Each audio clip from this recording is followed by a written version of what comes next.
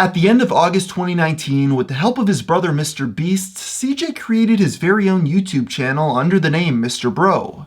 Considering Jimmy is one of the most successful and knowledgeable creators on the entire platform, with his backing both financially as well as personally, this new account had all the signs of being big. After promoting the channel's premiere to over 20 million people, MrBro amassed over 1 million subscribers in only 5 days, as well as an 8-digit view count in the first 30.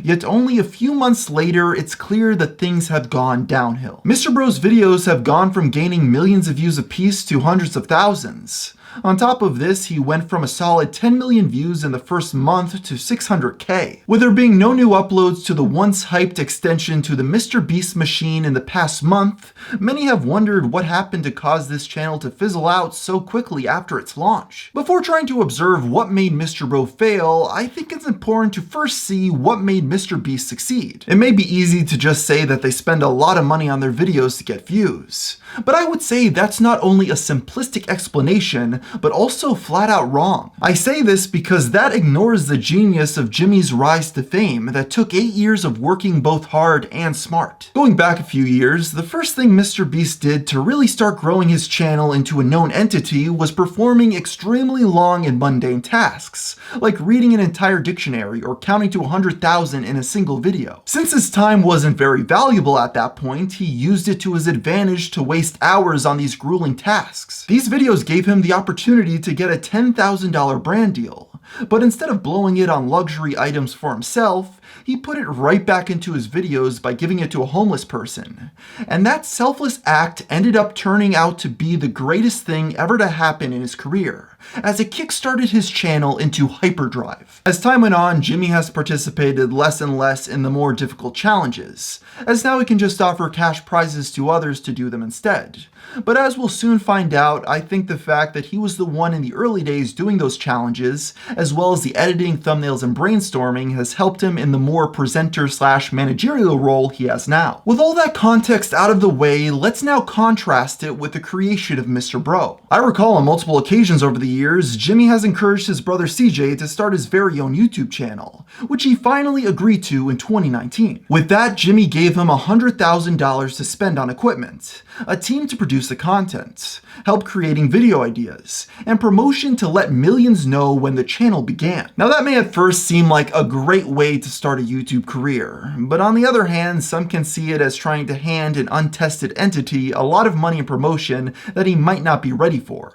Let me explain. I oftentimes feel a big portion of becoming a YouTuber is going through those early days of making terrible content that no one will watch, so that if you do persevere and continue to get better, learn the ropes, and build up a subscriber base and business through hard work, you're a bit more seasoned by the time you've found fame on this platform. On the other hand, when you start your YouTube journey with a giant creator throwing you $100,000 to buy supplies, then have their entire infrastructure help you make content, I can't help but feel something is lost. To be clear, what I'm referring to is not me or MrBeast's audience being jealous of CJ for the opportunity.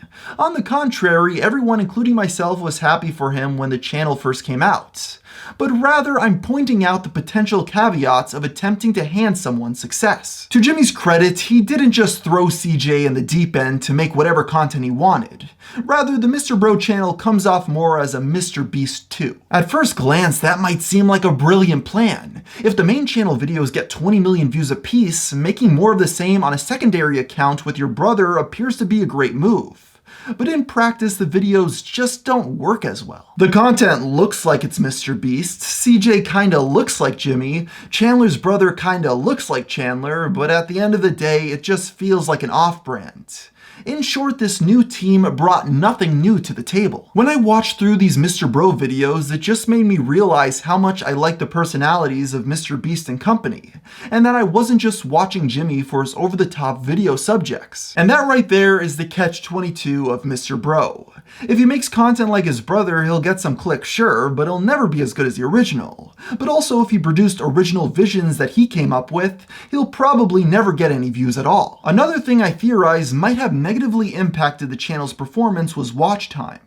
On YouTube, one of the key things needed for your video to succeed is for people to be watching the video in its entirety, something that MrBro might have had trouble with. With similar titles, thumbnails, and names as MrBeast's videos, many might have been misled into thinking they were going to the more popular channel, and when that turned out not to be the case, they clicked away, destroying the audience retention rate in the process, leading to their videos being recommended less. The point I'm trying to make is even with a ton of shoutouts and money from bigger channels, if you don't have the right content to keep people entertained, their promotion and funding won't do you very good in the long run. It's like filling up a bucket with water even though there's a hole at the bottom. Sure, the liquid may stay in there for a while, but it won't last for long. The same can be said for YouTubers. If your content isn't interesting to people, you'll bleed subscribers. In conclusion, I think MrBro is a good lesson for smaller creators that are unhappy with their current level of success on YouTube. I often see people complaining that if they only received some promotion from bigger channels, they'd be getting views. But in actuality, a massive creator shout out won't necessarily do you good if you haven't built up the groundwork for a successful channel yourself yet. It just goes to show that there's a surprising amount of value from figuring things out on your own. Hey everybody, thank you so much for making it to the end of this video. It's really appreciated. If you haven't already, I'd suggest checking out my documentary about Bashiverse. It's very good, and an update to anyone who's seen it, part 2 is coming soon. So anyway, that's all I wanted to say right now, and until next time, thanks for watching.